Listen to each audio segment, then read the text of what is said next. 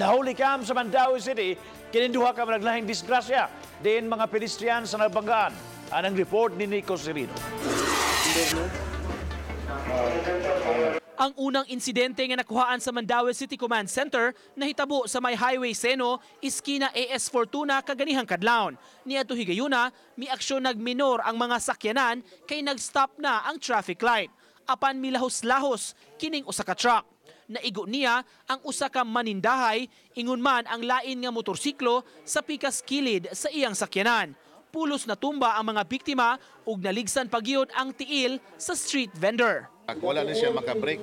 Kung dili na diretso na siya nadasmagan niya ang atong biktima. Unya gumikan niya atong hitabuan nadakadasmag po ko sa kamotor.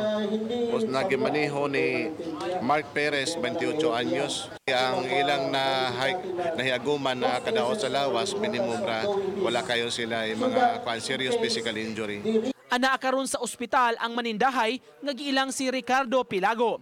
Makita sab nga misuway pagsibat ang mga pahinante sa truck. Gidetain sab karon sa Mandaue Police ang driver nga si Jose Uldarico Labordo.